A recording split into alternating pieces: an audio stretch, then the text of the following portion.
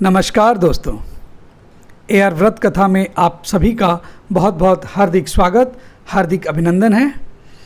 आज हम आपको अपनी प्रस्तुति में कार्तिक मास की कथा सुनाने जा रहे हैं। चूँकि कार्तिक का महीना प्रारंभ हो चुका है, इस माह को बहुत ही पवित्र माना गया है। इसी महीने में भगवान विष्णु अपनी योग निद्रा से जाग जाते हैं और तब सभी तरह के मांगलिक कार्य प्रारंभ हो जाते हैं। इसी कार्तिक मास में दीपावली का महापर्व आता है। पुराणों में कार्तिक मास की महिमा का वर्णन मिलता है। इस माह में दीपदान, स्नान, विष्णु पूजा, तुलसी पूजा के साथ ही पौराणिक कथा सुनने का बहुत ही खास महत्व होता है। तो आइए दोस्तों, सुनते हैं कार्तिक मास की कथा। एक नगर में एक ब्राह्मण दंपत्ति रहते थे। वे दोनों प्रतिदिन 7 कोस दूर गंगा और यमुना नदी में स्नान करने जाते थे। इतनी दूरी आने जाने से ब्राह्मण की पत्नी थक जाती थी। एक दिन उसने अपने पति से कहा कि हमारा एक पुत्र होता तो कितना अच्छा होता। पुत्र के बहू आती तो हमें घर वापस आने पर खाना बना हुआ मिलता और बहू घर का काम भी कर देती। अपनी पत्नी की बात सुनकर ब्राह्मण ने कहा कि तूने बात तो सही कही है, चल मैं तेरे लिए एक बहू ला देता हूँ। ब्राह्मण ने कहा कि एक पोटली में आटा डालकर कुछ मोहरे रख दे। ब्राह्मण के कहे अनुसार उसने पोटली बांधकर ब्राह्मण को दे दी और पोटली लेकर ब्राह्मण वहाँ से चला गया। ब्राह्मण को सफ़र के दौरान यमुना के किनारे बहुत ही सुंदर लड़कियाँ दिखाई दी। वे रेत में घर बनाकर खेल रही थी। उनमें से एक लड़की ने कहा कि मैं अपना घर नहीं बिगाड़ूंगी, मुझे तो रहने के लिए ये घर चाहिए। लड़की की बात सुनकर ब्राह्मण मन ही मन सोचने लगा कि बहू बनने के लिए यही लड़की उचित है। जब वह लड़की जाने लगी तो ब्राह्मण भी उसके पीछे पीछे उसके घर तक चला गया।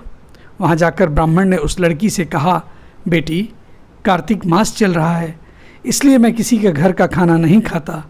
मैं अपने साथ आटा लेकर आया हूँ।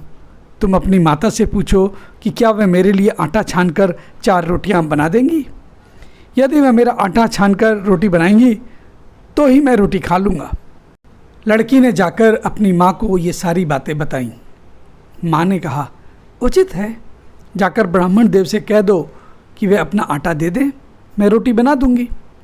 जब वह आटा छानने लगी तो आटे में से मोहरें निकली। वह सोचने लगी कि जिसके आटे में इतनी मोहरें हैं उसके घर में कितनी मोहरें होंगी। जब ब्राह्मण खाना खाने बैठा तो लड़की की माँ ने उस ब्राह्मण से पूछा, क्या आपका कोई लड़का है और क्या आप उस लड़के की सगाई करने जा रहे हो। यह सुनकर ब्राह्मण ने कहा कि मेरा लड़का तो काशी में पढ़ने गया हुआ है, लेकिन यदि तुम कहो तो खांड कटोरे से विवाह करके तेरी बेटी को अपने साथ ले जाऊं। लड़की की माँ ने कहा, ठीक है ब्राह्मण देव। इस पर लड़की की माँ ने लड़की की खांड कटोरे से शादी करके ब्राह्मण के साथ भेज दिया। ब्राह्मण ने घर जाकर कहा, रामू की माँ, दरवाज़ा खोल कर देख, मैं तेरे लिए बहू लेकर आया हूँ। ब्राह्मण की पत्नी भीतर से ही बोली, हमारे तो कोई बेटा बेटी नहीं है, तो बहू कहाँ से आए। दुनिया ताने मारती थी, अब आप भी मारने लगे। ब्राह्मण ने कहा, तू दरवाज़ा खोलकर तो देख। जब ब्राह्मणी ने दरवाज़ा खोला तो सामने बहू को खड़ी देखा। उसने बहू का स्वागत किया और आदर सत्कार से अंदर ले गई। अब जब ब्राह्मण अपनी पत्नी के साथ नदी स्नान करने जाता तो पीछे से बहू घर का सारा काम करके और खाना बनाकर रखती थी। वह उनके कपड़े धोती और रात को हाथ पैर भी दबाती थी। इस तरह बहुत ही दिन बीत गए। ब्राह्मणी ने अपनी बहू से कहा कि बहू, कभी भी चूल्हे की आग मत बुझने देना और मटके का पानी खत्म मत होने देना। परंतु एक दिन चूल्हे की आग बुझ गई। यह देखकर बहू घबरा गई और भागी भागी अपनी पड़ोसन के पास गई और कहा कि मेरे चूल्हे की आग बुझ गई है, मुझे थोड़ी आग चाहिए। मेरे सास ससुर सुबह 5 बजे से गए हुए हैं, वह थके हुए घर आएंगे, इसलिए मुझे उनके लिए खाना बनाना है। यह सुनकर पड़ोसन ने कहा कि तू तो बावली है, तुझे ये दोनों मिलकर पागल बना रहे हैं। इनके कोई पुत्र नहीं है, ये निसंतान हैं। बहू ने कहा नहीं, ऐसा मत बोलो, इनका बेटा तो बनारस काशी में पढ़ने गया हुआ है। इस पर पड़ोसन ने कहा कि यह तुझे झूठ बोलकर लाए हैं, मेरी बात सच मान, इनके कोई बेटा नहीं है। अब बहू पड़ोसन की बातों में आ गई और कहने लगी कि अब आप ही बताओ मैं क्या करूं। पड़ोसन ने कहा कि करना क्या है, जब तुम्हारे सास ससुर आएँ तो जली हुई रोटियां बना कर देना और बिना नमक की दाल कर देना, खीर की कड़छी दाल में और दाल की कड़छी खीर में डाल देना। पड़ोसन ने उसे अच्छे से सिखा पढ़ा दिया। फिर जब उसके सास ससुर घर आए तो उसने ना तो उनका आदर सत्कार किया, ना ही उनके कपड़े धोए। जब उसने सास ससुर को खाना दिया तो सास बोली, बहू आज ये रोटियां जली हुई क्यों हैं और दाल भी अलूनी है। तब बहू ने पलट कर कहा कि एक दिन ऐसा खाना खा लोगे तो कुछ बिगड़ नहीं जाएगा तुम्हारा। सास ससुर को खरी खोटी सुनाकर वह फिर से पड़ोसन के पास गई और बोला कि अब आगे क्या करना है। पड़ोसन ने कहा कि अब तुम सातों कोठों की चाबी मांग लेना। अगले दिन जब भी स्नान करने के लिए जाने लगे तो बहू अड़ गई कि मुझे तो सातों कोठों की चाबी चाहिए। तब ससुर ने कहा इसे चाबी दे दो। तब सासू ने बहू को चाबी दे दी। सास ससुर के जाने के बाद जब बहू ने दरवाजे खोले तो देखा कि किसी में अन्न भरा है, किसी में धन भरा है और किसी कोठे में बर्तन पड़े हैं। जब उसने सबसे ऊपर वाला 7वां आठा खोला तो देखा कि शिव जी, पार्वती माता, गणेश जी, लक्ष्मी माता जी, पीपल पथवारी, कार्तिक के ठाकुर, राई दामोदर, तुलसी जी का बिड़वा, गंगा, यमुना और 33 कोटि देवी देवता विराजमान हैं। वहीं पर एक लड़का चंदन की चौकी पर बैठा माला जप रहा है। यह सब देखकर उसने लड़के से पूछा कि तुम कौन हो।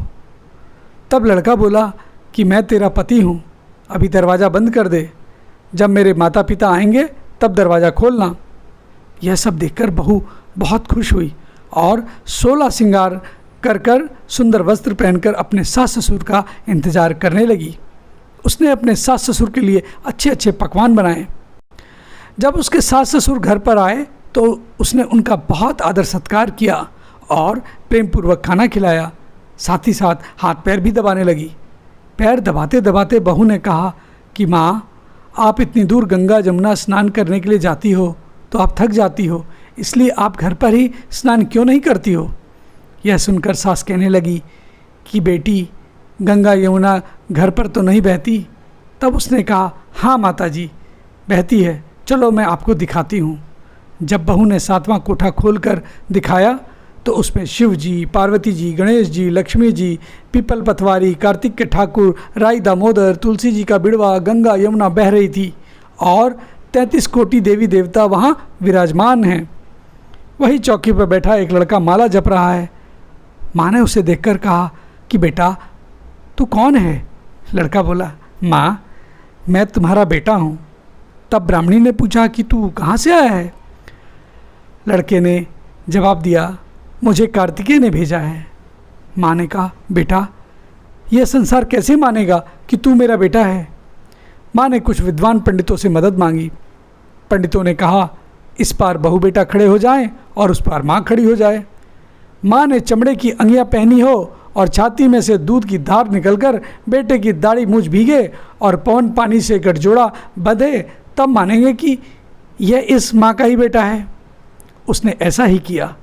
चमड़े की अंगियाँ फट गई और छाती में से दूध की धार निकलकर बेटे की दाढ़ी मूंछ भीग गई। पवन पानी से बहू बेटे का गठजोड़ बंध गया।